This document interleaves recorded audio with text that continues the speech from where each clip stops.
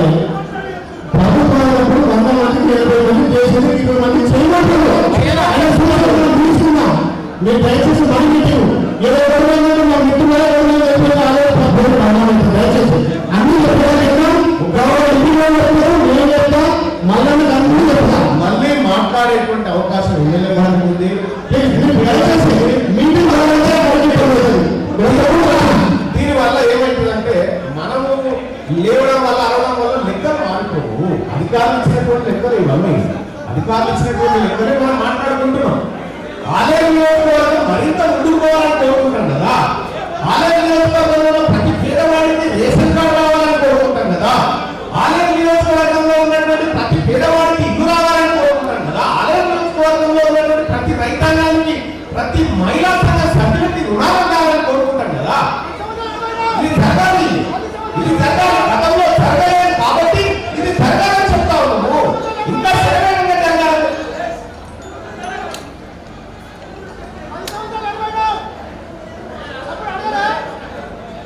కొద్దిగా దానివల్ల ఏం రాదు. మనము మన నియోజకవర్గాన్ని ఎట్లా డెవలప్ చేసుకోవాలనేటువంటి చర్చ జరగాలి కదా. కాబట్టి నేను గౌరవ ప్రజాప్రతినిధులను నేను తెలియజేస్తా ఉన్నా, ఇది మా ఇంటి కార్యక్రమం, అయ్యే గారి కార్యక్రమం కాదు, మనందరిది. ప్రభుత్వం 90 రోజుల పాటు బృహత్తరమైన కార్యక్రమాన్ని తీసుకొని ముందుకు పోతున్నటువంటి సందర్భంలో దీంట్లో సాధక బాధకాలు చర్చించుకోవడానికి పెట్టింది. ఈ దినవాళి పెట్టింది కాదు, సాధక బాధకాలు చర్చించుకోవాలి. ఈ ఆలయ నియోజకవర్గంలో ఉన్నటువంటి ప్రభుత్వ పాఠశాలలో విద్యార్థుల సంఖ్య పెరుగుతుందా తగ్గుతుందా, ఎలాంటి చర్యలు తీసుకోవాలి, ఈ గ్రామీణ ప్రాంతంలో శానిటైజేషన్ పరిస్థితులు ఎట్లా, ఇది కదా చర్చ. దీని గురించి మాట్లాడుకోవాలి. ఇప్పుడు కానీ అంత జిల్లాలో అక్కడ మరి ఎవరు మాట్లాడాలి? గ్రామాల గురించి, ఈ పట్టణాల గురించి ఎవరు చర్చించుకోవాలి? మీరు గెలిచినటువంటి ప్రజాప్రతినిధులు అందరూ ఇక్కడ ఉన్నారు, గెలిచినటువంటి ప్రజాప్రతినిధులు అందరూ ఇక్కడ ఉన్నారు. మనందరినీ బాధ్యత, మన పబ్లిక్ సర్వీస్ కి, మన ప్రజల కోసం పనిచేయాల్సినటువంటి జీతాల వరకు ప్రజల నేను సూచనీయంగా ఏం మాట్లాడాలనేది నేను మాట్లాడుతున్నా.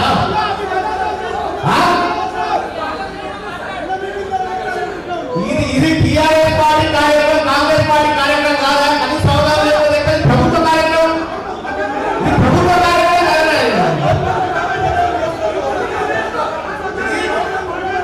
అర్థమైతే లేదా? ప్రభుత్వ కార్యక్రమం. భాస్కర్ గారు దయచేసి కూర్చోలేదు, మీటింగ్ అసలు ఆయన మాట్లాడితే మనం వివరణ ఇద్దాము. ప్రతి ఒక్కరికి ప్రశ్నించే ఉంటుంది, మాట్లాడేది పర్ఫార్మెన్స్ కాదు, అధికారుల పర్ఫార్మెన్స్ ఇది. అర్థమైందా? అధికారులు ఎందుకు కావాలనేటువంటి కార్యక్రమం ఇది. ఇది కరెక్ట్ కాదు, ఇది కరెక్ట్ కాదు. ఇది చేయడం సరే ఒకటి చెప్తా ఉన్నా, ప్రజలందరూ మంచిగా ఉంటే అందరికీ సంతోషం. ప్రజలు ఇబ్బంది పడకూడదు, ప్రజలు ఎక్కడ కూడా ఇబ్బంది పడకూడదు. మీరు అట్లా దాని గురించి మాట్లాడుతుంటే నేను ఎగిరి దాకొచ్చిన. అయితే తెలంగాణ రాష్ట్రంలో ఇదో అది పద్ధతి కాదు బయట. ఈడ వచ్చింది నేను జిందాబాద్ కొట్టడానికి రాలేదు. అర్థమైందా? నేను జిందాబాద్ కొట్టడానికి రాలేదు. ప్రజల కష్ట సుఖాలు జరుగుతున్నటువంటి అన్ని అంశాల పైన సుదీర్ఘంగా చర్చించడానికి వచ్చిన నేను ఇక్కడికి.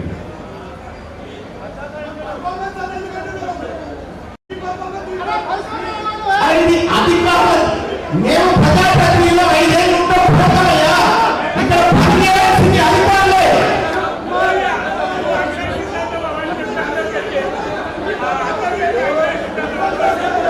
కాదు, మీరు దయచేసి మీరు గౌరవ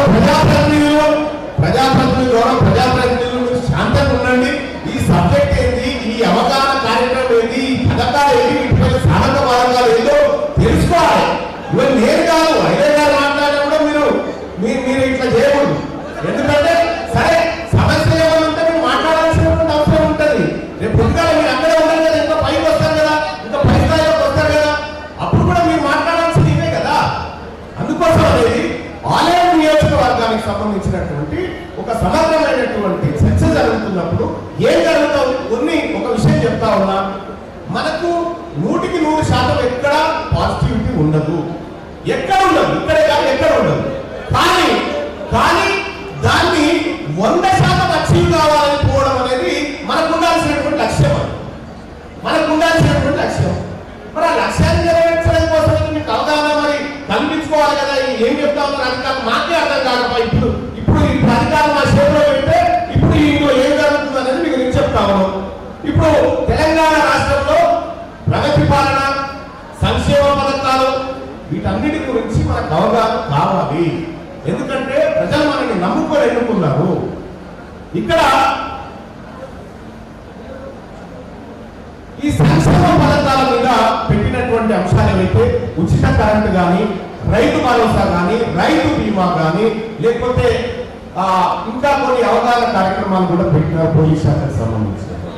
ఇక్కడ ప్రజలను మీరు గుర్తుపెట్టుకోండి, మానవుని అభివృద్ధి అనేది సంక్షేమ పథకాల మీద ఆధారపడకూడదు. మానవుని అభివృద్ధి అనేది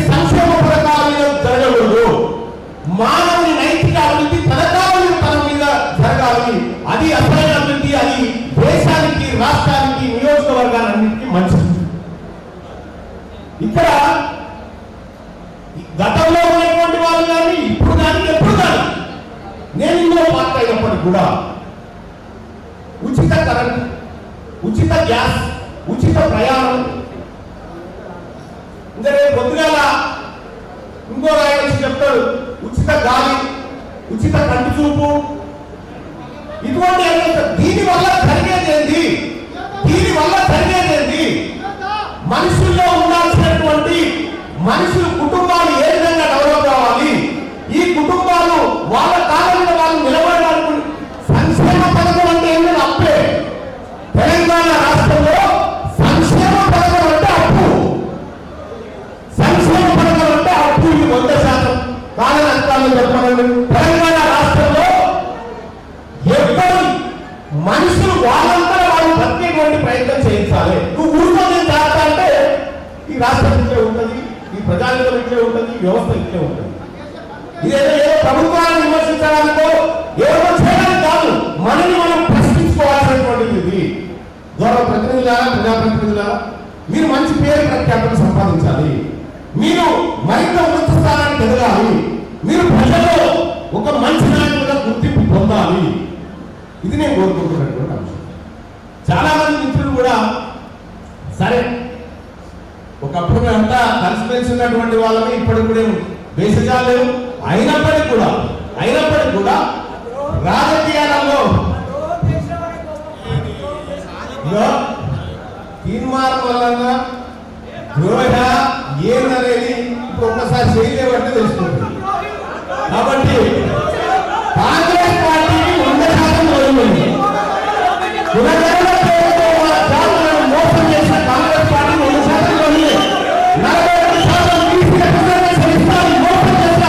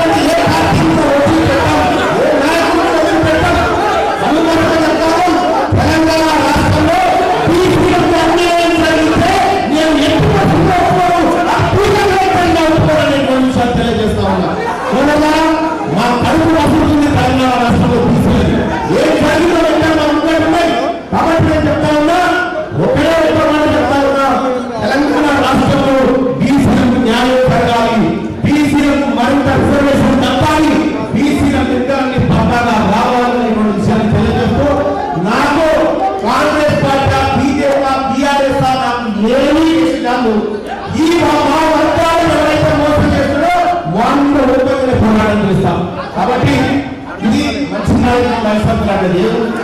ఇది ప్రజాపాలన కార్యక్రమం. ముఖ్యమంత్రి గారు ఇన్సైడ్గా తీసుకొని పెట్టినటువంటి కార్యక్రమం, ఆయన సందేశం, ఆయన కార్యక్రమాలు ఎందుకు మమ్మల్ని టాపిక్ డైవర్ట్ చేస్తాం? ఈ కార్యక్రమం గురించి మాట్లాడుకుందాం, ఒకరికి సంబంధించిన మంచి జరగాలని కోరుకున్నారని చెప్పి తెలియజేస్తా ఉన్నాం. అందరూ